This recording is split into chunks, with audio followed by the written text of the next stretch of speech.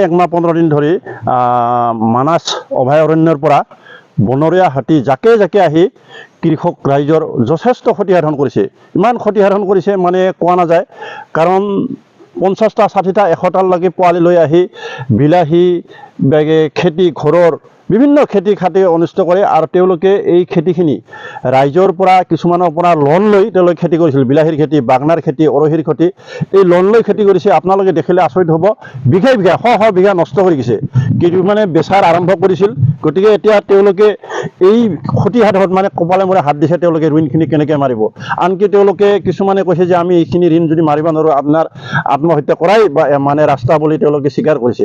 গতিকে যেই নহওক, আমি সন্মানীয় আমাৰ ফৰেষ্ট বিষয় বিভাগৰ ফৰেষ্টৰ মিনিষ্টাৰ আৰু আমাৰ অসম চৰকাৰৰ ফৰেষ্ট মিনিষ্টাৰক আমি অনুৰোধ জনাইছোঁ, এই যিটো লাভদাংগুৰি আশে-পাশে যিখিনি ফৰেষ্ট অফিচ আছে তেওঁলোকৰ যিখিনি বন কৰ্মী একেবাৰে কম, ক'ৰবাত 3জন 4জন আছে আৰু হাতী আহে 50টা 100টা।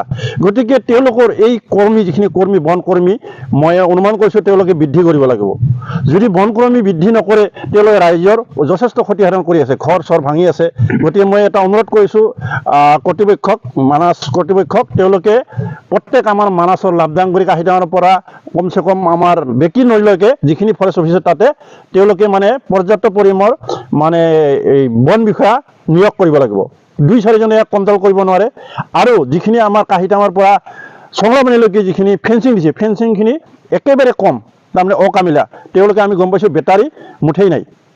যদি ফেঞ্চিংখিনিও মজবুত কৰি দিয়ে তথাপিও কিছু কণ্ট্ৰল হয়। গতিকে এইখিনিও মই অনুৰোধ জনাম যে আমাৰ ফৰেষ্ট বিষয়াসকলক যে সেইখিনিও যাতে খুব সোনকালে মানে যাতে মেৰামতি কৰি অলপ পাৱাৰটো বঢ়াই দিয়ে। আৰু যদি পাৱাৰটো বঢ়াই নিদিয়ে, এনেকুৱা যদি চলি থাকে, ৰাইজৰ এতিয়া এটা আলোচনা হৈছে, সকলো ৰাইজে খাৰিজাবাসী ৰাইজে আমি চুকুৰুংবাৰী লাভদাংগুৰি গোটেই তেওঁলোকে যিখিনি আমাৰ ফৰেষ্ট বিষয়াৰ যিটো কাৰ্যালয়ত ধৰ্ণা দিয়াৰ এটা কাৰ্যসূচী তেওঁলোকে অতিমধ্যে মানে প্ৰস্তুত কৰি লৈছে। গতিকে মই সমূহ মানে forest minister, BTD forest minister, Assam চৰকাৰৰ ফৰেষ্ট মিনিষ্টাৰ আৰু লগতে আমাৰ মানাসৰ সমূহ কৰ্ম বিষয়াক এটা অনুৰোধ জনাওঁ, তাৰ আগে আগে তেওঁলোকে যেন আমাৰ যিখিনি ক্ষতিগ্ৰস্ত হৈছে তেওঁলোকক মানে আহি পৰ্যবেক্ষণ কৰি মানে যিখিনি ফেঞ্চিংখিনি মানে মজবুত হিচাপে কৰি দিয়ে আৰু ৰাইজক অলপ সকাহ দিয়ে। যিখিনি ক্ষতিগ্ৰস্ত কৰিছে, ক্ষতিগ্ৰস্তখিনি তেওঁলোকক যদি অলপ হ'লেও কিছু পৰিমাণৰ খৰচ দিয়ে তেওঁলোকে সকাহ পাব। গতিকে মই এইখিনি